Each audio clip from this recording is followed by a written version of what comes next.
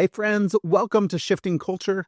This show exists because of you, your curiosity, your care, your belief that deep, honest conversations matter, and it's also sustained by you.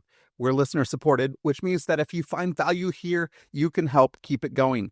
For as little as $5 a month at shiftingculture.substack.com, you'll get ad-free early access episodes, bonus shows, and reflections I don't share anywhere else. It's more than support, it's partnership. And I'm grateful you're here. So go to shiftingculture.substack.com and subscribe for as little as $5 a month. And now, on with the show. The desire of effective catalysts for God himself, to know him more deeply, to love him more deeply, to follow him more closely, is a stronger desire than wanting to see ministry fruit. So they see God first and above all.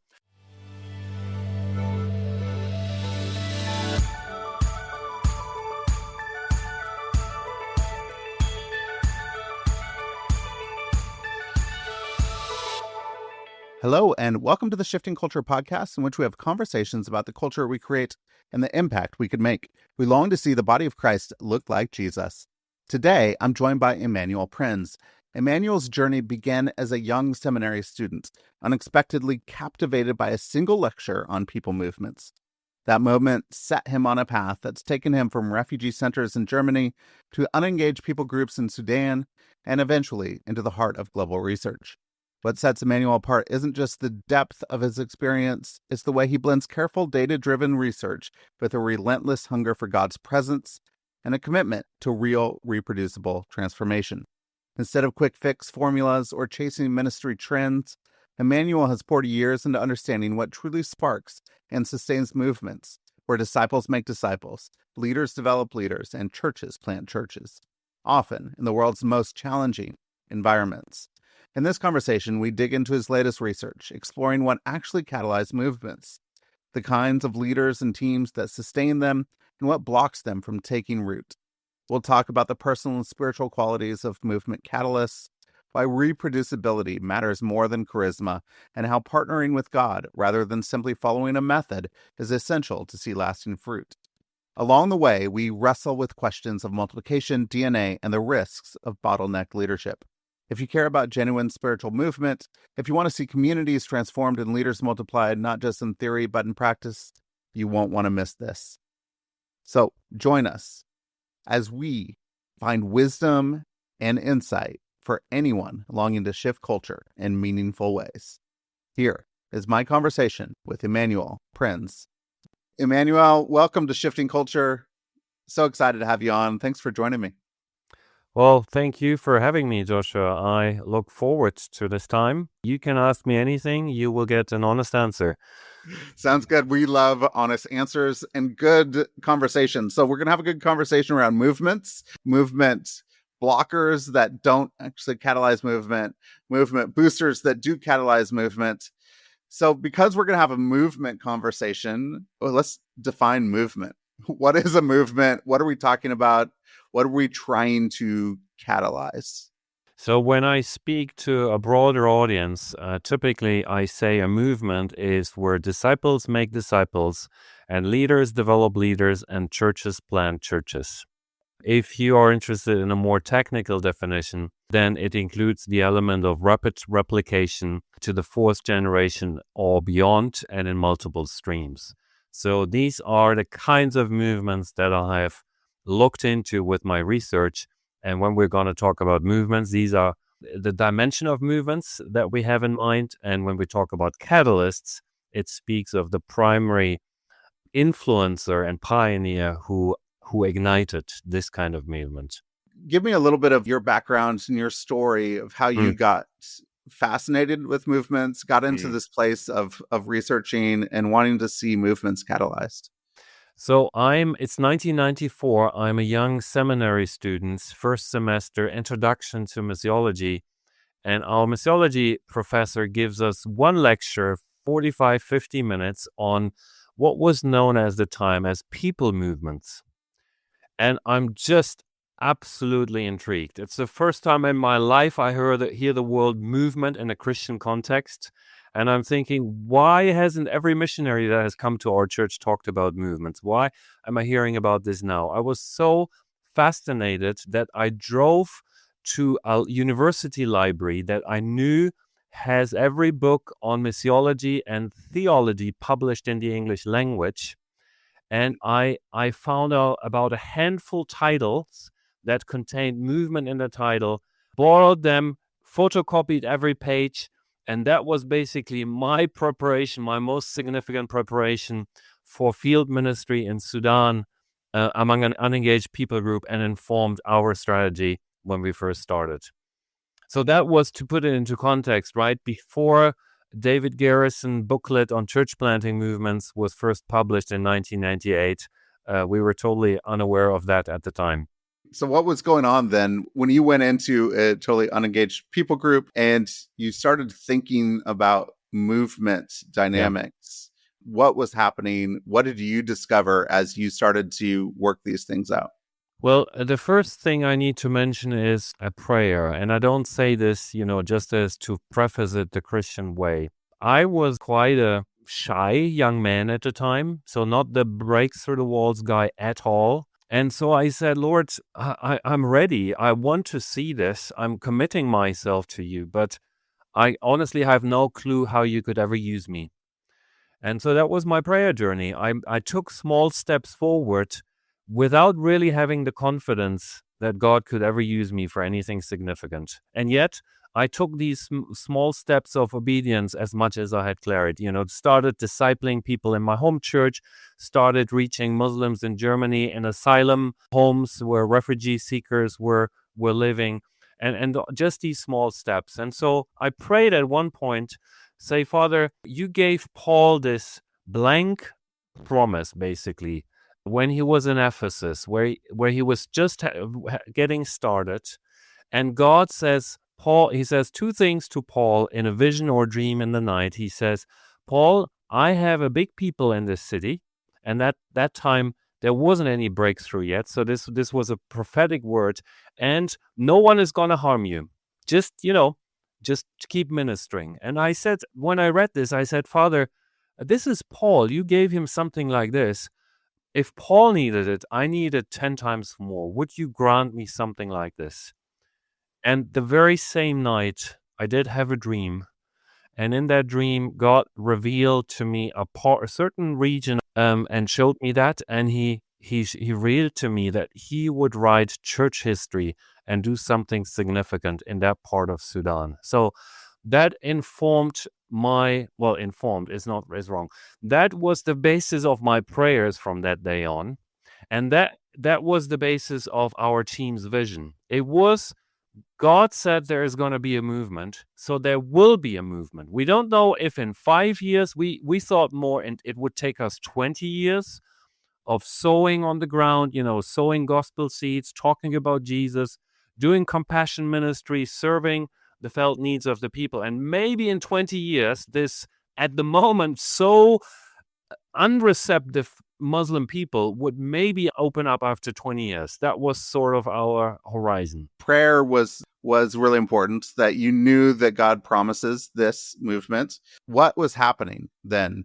We always ask the question, if we're going to see a movement in 20 years, what do we need to do now?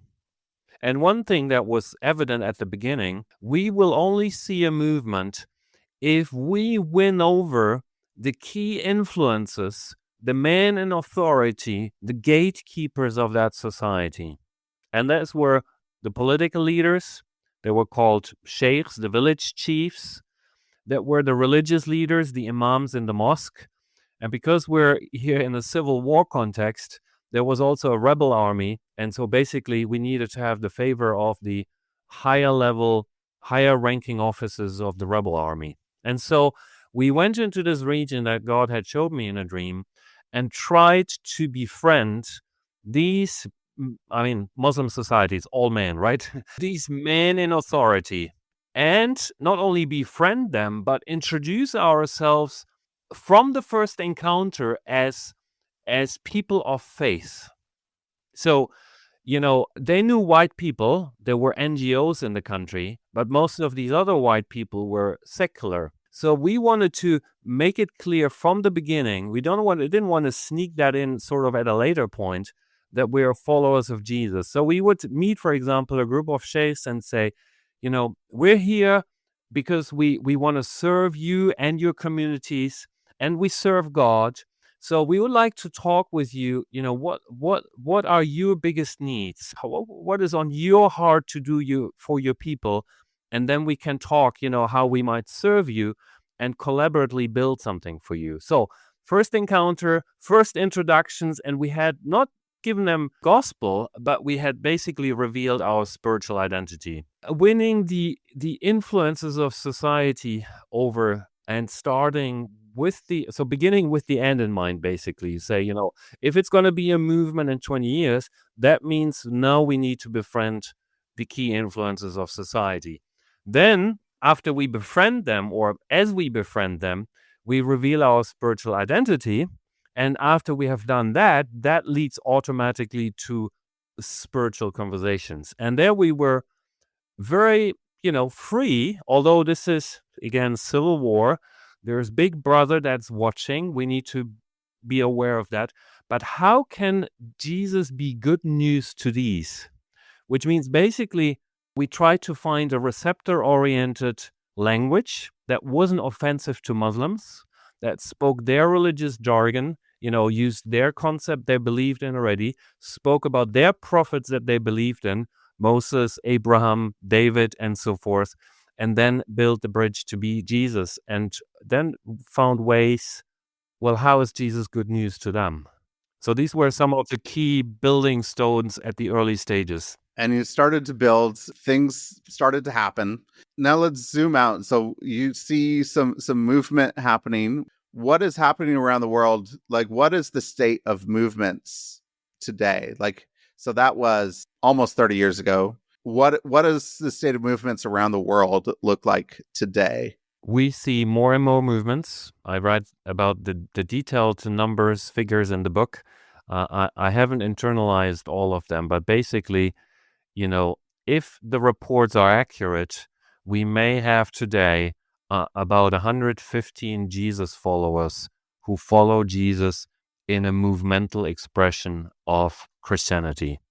And this number grows exponentially. So we're at a threshold where, depending on where you count, but probably at least every seventh evangelical in the world, follows Jesus in the context of a national disciple making or church planting movement. So this is significant, and growth continues. I mean, that is a big number, 1 in 7 that are following Jesus within a movement. And so one of the ways that we should probably figure out, so what is happening, what is going on, and what actually catalyzes movements. So what was your role? I know that you started to research movements to see what actually works within movements and how do we catalyze those things and what stops them. What were you doing? What was your research, and what kinds of movements did you research? The journey behind the research in brief is that after we saw breakthrough, that's how it works in the Christian world. Wherever there's success, there's interest. So, others asked me to mentor me. My organizational leaders asked me to create a training. And I was very happy to do that. We did, as a team, evaluate regularly to distill, what were the principles behind this? How was God at work? And what were our best practices? But I wasn't content with that, because that might have been the right strategy for a Muslim people group in Sudan, but something else, it wouldn't be probably as helpful in other places, was my thinking. So that set me on a journey and created the interest in me. And I was just so curious and wanted to know, what are the factors across the globe that ignite movements? What are factors that start movements, that boost them? And what are blockers in some other places where movements are not happening at all, or are hampered by various hindering factors? So that set me on a journey. And when I say me, I gathered a research team. So I was joined by some world-class researchers from, top universities, specialist in qualitative research, a specialist in quantitative research. And in the project that is the basis for the book, we looked in 147 movements and at least 22 different people groups across the 6 mega cultures in the world. So we wanted this to be a large sample, and we wanted this to be a representative sample from basically, simply speaking, all continents. As you were getting this research in, what were some of the first findings, the things that you were saying that these are some of the factors that are happening around the world, around the globe, in these different movements?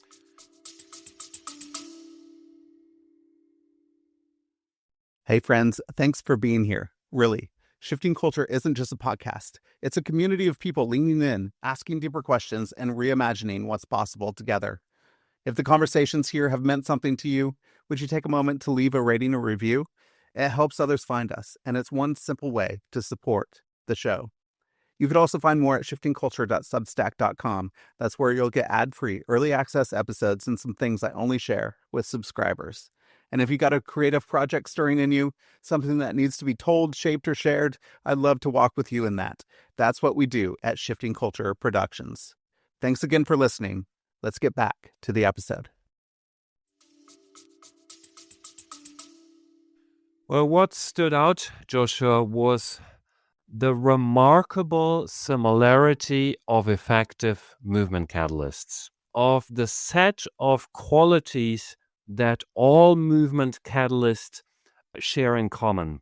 So when you look into movements, God uses a variety of different methods to start movements. DMM, disciple-making movements, is very, very widespread, for example. But then there are others. There is T4T, there is 4 fields, there is people who refer to CPM as Garrison describes it in his books.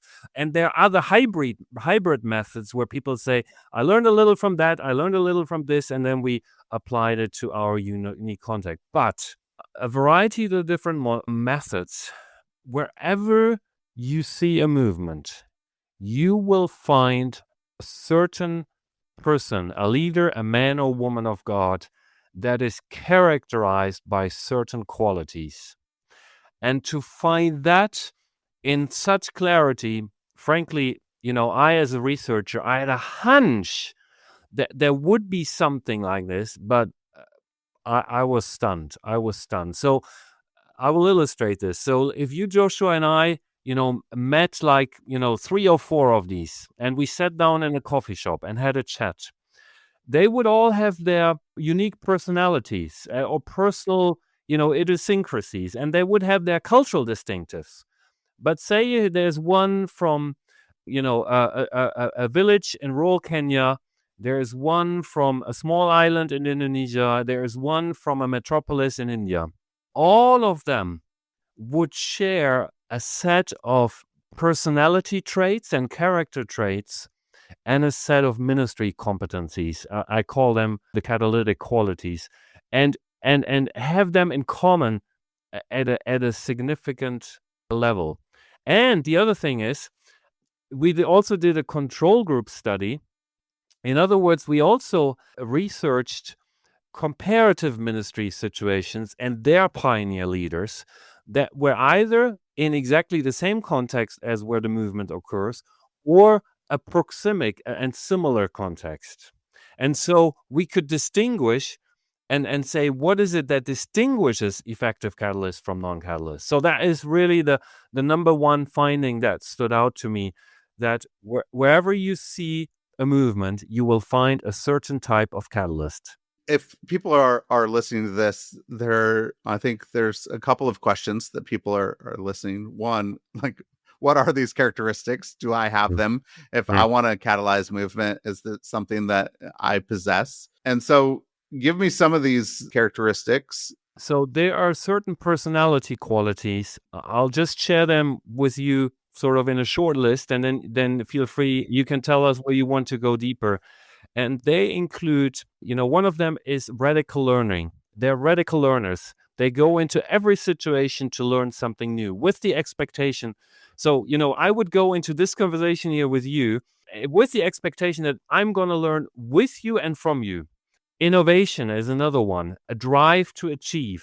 There is a high level of conscientiousness in them. There is a personal agency. In other words, a conviction that really life is shaped largely by the decisions and choices that we make. And then there are traits like agreeableness and persistence. So these would be in the category of personality qualities. Now, I know most people expect certain spiritual qualities, and they're there as well. But I want to emphasize it is not just certain spiritual qualities. There is the personality as well as the social, what we call social influence competency. So what includes some of the spiritual qualities? The first one is a deep hunger for God. What this is, surprising, and maybe not surprising to some, is that the desire of effective catalysts for God himself, to know him more deeply, to love him more deeply, to follow him more closely, is a stronger desire than wanting to see ministry fruit. So they see God first and above all. They are listening to God. That is a posture. You could describe it as a posture in their heart.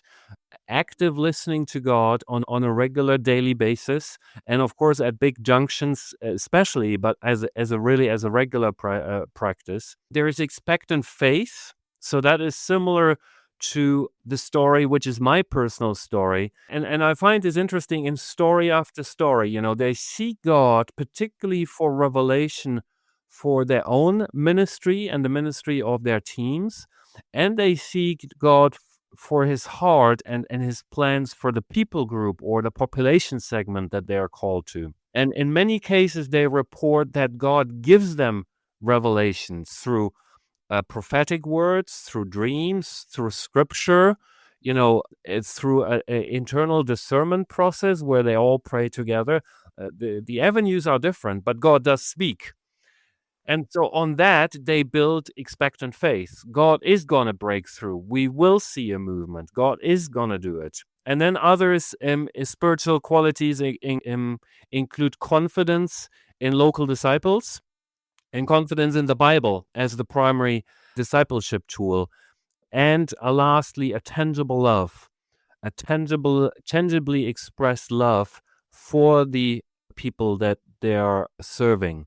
So not just the motivation to say we love them and therefore we share Jesus with them, but they have the ability to express a love in tangible ways so that people do experience being loved by them. Shall I also quickly walk through the social influence competencies and just mention them? Yeah, mention them. That would be helpful. Catalysts have an inspiring personality. Don't have to explain that in detail. They know how to inspire a shared vision with their teams and colleagues. They have the skill to influence others' beliefs. So they don't merely share their testimony, but they really shape the beliefs of others. There is a strong element of assertiveness in them, and they know how to disciple in transformational ways. And lastly, they're very empowering as leaders. So they empower disciples from early on and their teammates and partners as well. Are these catalysts, are you looking at individuals? Are there any distinctives within teams that are boosting movements, catalyzing movements? Is it something where you need one individual like this, or is it a team dynamic? What does it look like for movements to start? The answer, Joshua, is both ends. It does need a tin opener or a can opener, I guess you say in America, in order to open a can. And a catalyst is kind of a can opener. You can't open a can with a fork or with a spoon. It just doesn't work. However, all catalysts work with teams and or partners in close collaboration. So everyone has a different approach, but most of them work with rather small teams. The pattern that I have detected is that they ask themselves the question, what kind of gifting is needed for a pioneering situation. And that typically includes, that apostolic element, which often is in the effective catalyst. It needs the evangelistic element. It needs a teaching disciple-making element. It needs the prayer element. And many of them, not all of them, report that there is also a prophetic element that speaks God's perspective into the ministry. So in other words, I think all of them work with a team, but many of them try to keep the team small so it doesn't, become an entity. We've both worked overseas, right? And I have experienced that a team can become big and become like a social compound where so much energy it goes into maintaining the social compound rather than the catalytic effect into the community. As movement starts, leaders are raised up. You have indigenous leaders, you have discovery groups, and things are happening. There's movement happening. Do these catalysts help sustain the movement long term? Or are there other character qualities or qualities needed later stages of movements that the catalysts may need to bring in for some more support? Hey, this might sound a little bit strange, but pause for a second right now and ask yourself, what is God demanding of me that I'm not giving him? Yeah, that question is totally wrong. God isn't a demanding boss keeping a scorecard. He's a loving Father who gave us his Son to save us from the demands of the law. But here's the thing. Even though you know that's true, if you're anything like me, you still feel like God is always wanting more from you, right?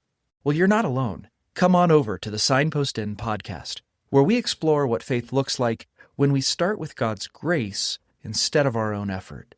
Subscribe to the Signpost Inn podcast on your favorite platform today. Well, that's a multifaceted question. There are stages. And if we're talking about an external catalyst or catalytic team, certainly the role of them changes over time and the emphasis. So I think many of us are aware, for example, of a simple model that depicts as well the mole model, where at initial stage, the catalysts have the initial catalytic impact. And as soon as they are the first disciples, they model what life in Christ means. So the upward component, how to relate to God, but also the horizontal component, the ministry context, they do model that. But then they go quickly into a sort of the background mode and rather assist the first group of disciples to do the ministry themselves. Watch in the background and at some point start gradually pulling out. So if we want to relate this to the essential catalytic qualities, I think the two that are most relevant here is transformational disciple making. So that means how effective catalysts exhibit. They are engaged in disciple making in ways that changes both the character as well as the spiritual practices of disciples. And then the second one is empowering. They empower the young disciples. So even the baby Christians, they empower them from the first day, which means it's not the external catalyst who is in charge. It is the very first nucleus of the young baby church that is in charge. It's your people group, it's your movement, it's your task, it's your God-given assignment to reach your community. We're here to assist you in the process of doing that. So that is a very strongly empowering process that starts on day one. It's not like, we give these group of people, a chance to grow up, to become firm and strong in their faith, and then they start the ministry. No. Actually, we challenge them from the point of, as they journey to Christ even, to start sharing what they're discovering about Jesus. I know of people, as they're trying to catalyze movement, the multiplication of leaders and disciples is kind of difficult to multiply out to the next generation, they hold on too long, maybe they do something. What are some what's multiplication DNA? Like, what's the DNA of multiplication to multiply leaders and disciples into next generations? Yep. So it continues. One thing I have learned from the research is that there are 4 dimensions of disciple making that need to be considered to ensure that the disciple making process is actually reproducible. 4 M's: the messenger, the message, the methods, and the materials. So let's run through them very briefly. First of all, we talked about modeling just a moment ago. The messenger himself needs to reproduce himself or themselves. And that means typically 2 elements. The lifestyle is attractive. It's a model that people want to follow. It's attractive to those who are outside of the kingdom. They see their lives and say, oh, that is the kind of life I would like to have as well. Related to that is that the life they live is visible. So, this only works when I'm in your living room and you're in my living room, and we do things together. This doesn't happen, if it's a segregated discipleship meeting where we meet together in a separate room for 1 hour a week. So sharing of life, and sharing a life that is an attractive one. That's one. The message needs to be reproducible, which in most cases has 3 elements. The message needs to appeal to felt needs. Oh, I have these issues in my life. I'm aware of it.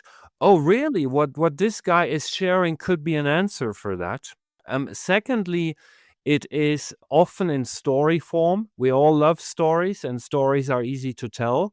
And then a third aspect is that it can be passed on. It's simple. It's a simple message. So in our movement in Sudan, one of the village chiefs stood up one day in front of 50 others and said, brothers, oh, this is, and he was referring to the gospel message. He said, honestly, the old system, and he referred to Islam, I never really understood it. But this is a simple system. This is a simple message. I understand it. So he was ready to, able to articulate it and pass it on.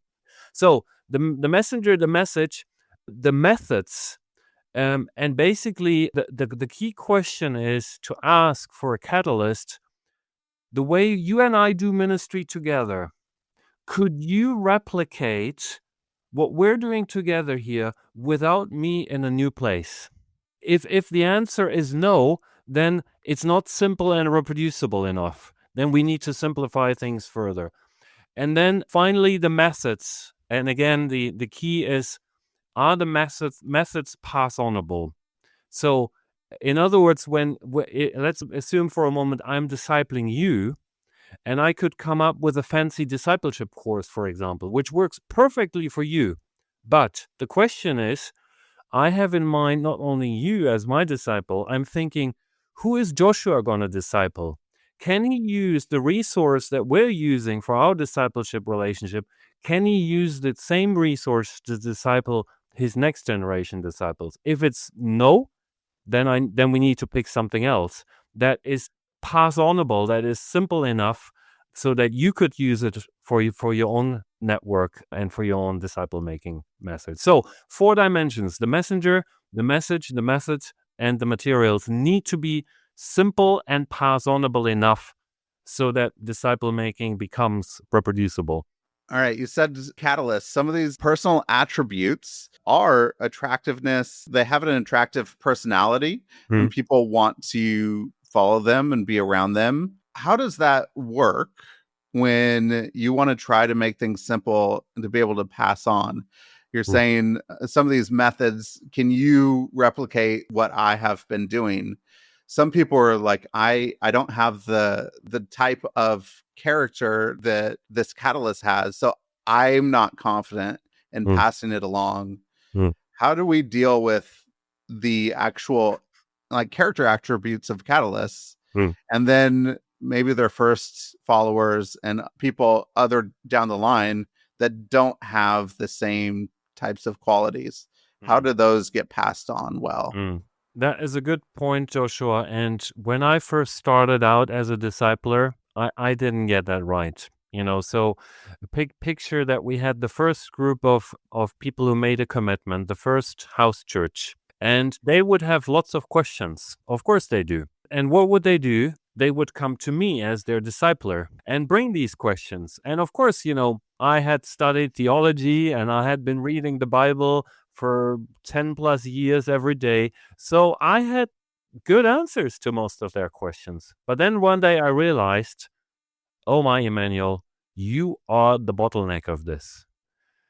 As more and more people are coming into the kingdom, do you want all of them to come to you and you will answer all of their questions? And that realization brought about a paradigm shift. So one radical change I made is I stopped answering all questions. And instead, I would point them to scripture. So, let's say someone had a conflict with his brother. I would say, all right, how about you read Matthew 18, these verses, where Jesus talks about reconciliation. And then you ask Jesus what your role is in your conflict with your brother and what you can do from your end to reestablish the relationship and resolve the conflict. So one answer to your question is, you're exactly right. It mustn't all be carried in the catalyst. The catalyst must tie disciples to the Bible and not to himself. That is one. The other is that a catalyst is, as much as is culturally appropriate, very transparent. So, case in point here, I told you at the beginning of our conversation how in my mid-20s, I was a shy young man. I had no courage. I had no boldness. I was fearful. I just lacked self-confidence, and I lacked confidence that came from my walk with the Lord. I just lacked this. So I mentioned this to you, and catalysts have the freedom to not wear a mask or be a persona, but basically transparently tell disciples how they deal with fear. And so, all right, I understand you're afraid, to share, you want to share with your parents about what you found in Jesus. And I understand you're afraid. I want to tell you I've been in the same situation. Let's talk to Jesus about this. Let's just expect that specifically he will strengthen your courage. Let's go quickly to Joshua, who was also fearful, and listen what God said to him. And maybe you find something that God speaks also to your heart in this situation. So here it's kind of a triangle situation. The catalyst is a role model, an example, and inspiring, but at the same time, that's not the only link. The other link is that the new disciple in his relationship with God looks to God for provision for what he needs, and then is grounded in the Bible. So you move it towards the Bible, and one of the things and the factors you talk about movement is there's a discovery-based approach. And so how do you help people? What is discovery for people? Why does discovery work? And how do we keep it in, tied to the Bible? Why does discovery work? We know from adult education that we own truth that we have discovered for ourselves much more deeply than we own truth that is taught to us. And that's a universal principle, that is true for all cultures. The second is what we just actually covered here, because the discovery process doesn't tie the new disciple to his discipler, to a preacher who is charismatic on the pulpit on Sunday morning or whenever, or to a set of doctrines of our particular church, but it grounds the new disciple in the Bible, in God's word directly. And that is a dynamic. Honestly, I was in a church just very recently, and talked to an elder gentleman, and just realized he hadn't learned a thing about how to go to the Bible and interpret it for himself. He has relied on devotionals, Sunday mornings, and whatnot all his life. But, to answer simple, what we call inductive Bible study questions, no one had ever equipped him. And there he is at the age of 78, having lived as a disciple for 60 years. With discovery from even before they make a commitment to Christ, people are grounded in the scriptures and learn these very basic but simple enough discovery questions like, what do we learn about God? What do we learn about people? Is there an example that positive that we can follow or a negative that we can avoid? How can we follow this?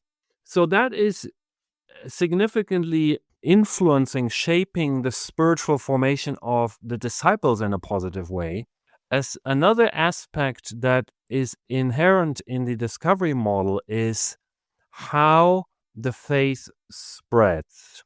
So let's contrast it maybe for a moment with the attractional model. So there is Seeker John, you're my friend. And we say, come to our church, or even come to our home group, whatever you call it, small group, discipleship group, come and join us. What happens? Well, he may, be won for Christ and decide to follow Christ. Great. But what is the potential in this situation that got lost? So in a discipleship group approach, I would say, hey, that is great, John. And I'm ready to go to scripture with you and find answers to your question. Now, one question to you, John. Who in your network, your family, your extended family, your friends, might be interested or benefit from the things that we have been discovering together? He may mention one name or two names or several names. Well, how about if you invited these guys to your home and you did the same what we have been doing here? And boom, we jump into a new social network.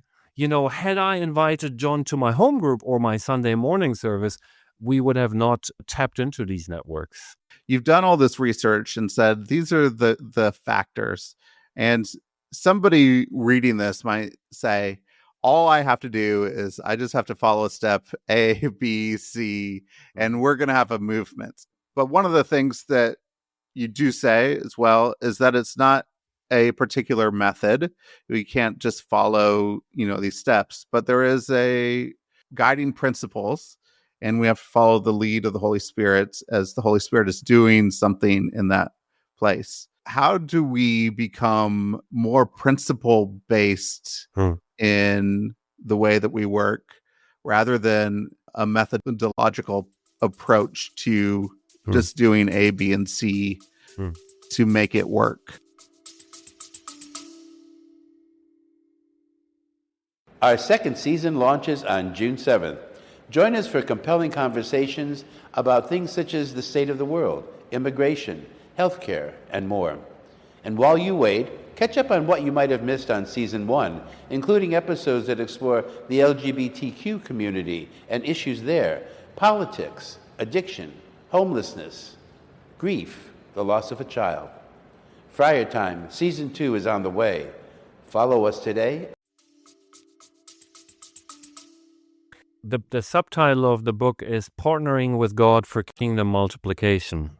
What actually starts movement? Partnering with God for Kingdom Multiplication. So let me apply this maybe to our call that we're having. Yeah. So I would say to the audience, oh no, by no means I'm saying everything that the research found, everything I write in the book, everything Joshua and I discussing here, turn around and do it one-on-one. No, absolutely not. What would I say? And that is an answer to your question, Joshua. I would say, after you've listened to our podcast here, pause and say, Father, what of this is for me?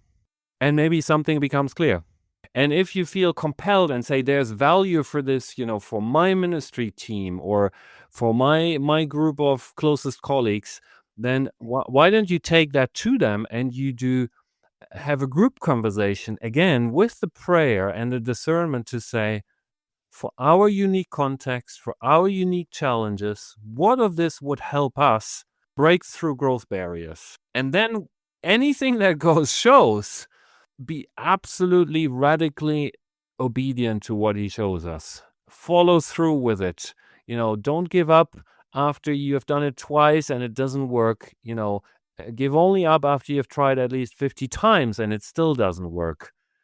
But it is what God is showing you and how God is inspiring you to take steps, because he is with us, right?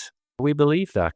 And I know as I say this, we believe this, we all have the cognitive belief in our heads. The question is, how practically does that translate to my lifestyle or affect my lifestyle? So I start the day, Joshua, literally every morning, my call it devotions, my time with God, focused on God in the quiet of the morning. And I hold on to God's hand. So I sit there here, and it expresses to me that I want to step into this day holding the Father's hand. I will go with him into every situation. Now, that includes an element of preparedness. So one of the prayers I pray every morning is that I say, Father, what is most essential for me today? And typically I write down one or two things before I even boot my computer and start my work day. So that gives me direction for the day. But then again, the expression to say, now I have meetings, now I meet people, now I engage in certain projects or tasks or planning meetings. Again, with the expectation, Father, I look to you. There are 100 good things that I could be doing. Help me to discern what is most essential for me, for us right now. That shifts and changes everything if we could get it from the cognitive brain side of our knowledge into a lived, embodied experience with God, that we hear from him, we obey him, we walk in step with him. That requires an intimacy with God that will actually then catalyze movements. We partner with him, which I think is a beautiful thing. And it's only going to take that. It's going to take intimacy. It's going to take a daily walk with him. And it's not just even 15 minutes in the morning and I had your time with God and then I do what I want the rest of the day. It is being with him, having conversations with him, being attuned to his voice. It's going to be key. So I love that. Emanuel, if you could talk to your readers, what do you hope people get from what actually starts movements? What do you hope that this research in this book will do for the world? One thing is what we just talked about. I would hope that even while they read through the book, they begin to develop more of that lifestyle of active partnering with God every day. And I have deliberately designed the book. You will see it when you read it in such a way that it takes not just reading through it, but it takes pausing and reflecting and listening prayer to say, what of the wealth of these great thoughts is for me and is for us as a ministry team. So that would be one. A second is that my desire is it would inspire people to go deeper in God and cultivate their hunger for God more than any hunger for ministry success. A third desire is, we talked about this at the beginning of this call, is if it's true that wherever you see a movement, you will find a certain type of catalytic leader. Well, the good news is none of us can manufacture a movement, but it is in our hands, and God has placed it in our hands to cultivate our personal growth. And the good news, Joshua, is that all these catalytic qualities can be developed if we just intentionally work on them. So there is hope even when I hear the list or read the list in the book and say, oh, yeah, I'm good at this, great. But then there are 5 other things where I think, no, I'm not really good at this. But if that's the case, good. If you're not good at it today, you become good at it if you just start developing it and practicing it deliberately. So that is a call to personal growth and development in the journey toward ministry fruitfulness, because others have said that before. I quote the leadership guru John Maxwell, for example, who says, your leadership is determined by who you are. And that is true. Your ministry fruitfulness, wherever, is determined by who you are. Our movement ministry fruitfulness is determined by who we are. So a great encouragement and call to place more emphasis on personal growth and development, as Paul actually exhorts Timothy and says, Timothy, watch over yourself, take care of yourself and the teaching. In other words, your teaching ministry. And Paul says, Timothy, you come first. Make sure your life heads in the right direction, and then your teaching ministry does as well. And then you will save those that you serve, basically. Emanuel, I have a couple quick questions at the end. One, if you could go back to your 21-year-old self, what advice would you give? I would, a lot actually. But I think one that stands out to me, Joshua, is do less but better. As a 20-year-old one, I was totally driven. I worked 100 hours a week. My teammates and friends would say, Emanuel, you drove yourself relentlessly. And I would say, do less, but better. And what I mean with this is literally work less hours, run less projects, be involved with less people, reduce all of that drastically, and have time to pause and reflect and evaluate and adapt prayerfully.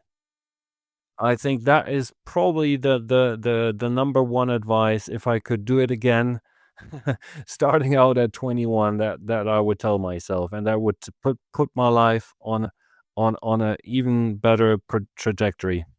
That's good. Anything you've been reading or watching lately you could recommend? Related to this or just in general? Or anything. Well, I have always a pile of books, really, I'm reading at the same time. But because I believe we are kind of in the same tribe of, CPM and DMM. I recently met Alan Hirsch, who is also bringing a movemental approach to the faith and to the church. His focus is more on the church in the global north, and I have been benefiting immensely from the book The Forgotten Ways, reactivating, what's the subtitle? Apostolic Movements. So that's on my bedside table right now, and I highly recommend it. I'm reading through it the second time now. Yes, The Forgotten Ways is a fantastic book. I highly recommend that as well. But let's go out and get what actually starts movements, partnering with God for kingdom multiplication. Emanuel, how can people go and get that book, and where else would you like to point people to? I trust that we'll find the links in what you're sending out, Joshua. But yeah, launch day for what actually starts movement is May 29. You find it on Amazon.com or Amazon in wherever you live in your country. I also want to point you to my blog and actually a new podcast that I'm launching at the same time as the book. You find it on Substack. My name, you can search either my name, Emanuel Prinz, or Movement Catalysts. And I invite you to subscribe. If you like to message me personally or get in touch, or I can serve you in your ministry, my website is www.catalyticleadership.info. catalyticleadership.info. Perfect. Well, Emanuel, thank you for this conversation. Thank you for walking us through what actually starts movements and who these catalytic leaders are, what characteristics do they have, how they rely on God, they follow the lead of the spirits, what it looks like to then make disciples that would then multiply, and how that happens, how that goes about. Thanks for diving into these things. It was a fantastic conversation. I'm sure a lot of people got a lot out of it. There was a lot of meat in there. So thank you for this. It was great. It's been an absolute pleasure doing this with you, Joshua.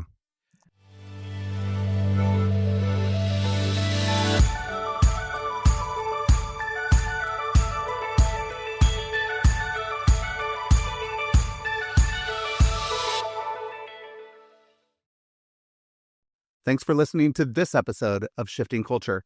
This show was edited and produced by me, Joshua Johnson, at Shifting Culture Productions. If you're enjoying the conversations, consider supporting the work by subscribing at shiftingculture.substack.com. For as little as $5 a month, you'll get ad-free early access episodes and other exclusive content delivered straight to your inbox. I'd love for you to not just listen, but engage. Reach out. Share what's resonating, and let's keep shaping culture together. Whether you're a listener with feedback, a creative with an idea, or a brand looking to connect with a thoughtful, engaged audience, let's talk. If you're interested in advertising on the show, I'd love to hear from you. Contact me directly for rates and availability. Until next time, let's keep shifting culture.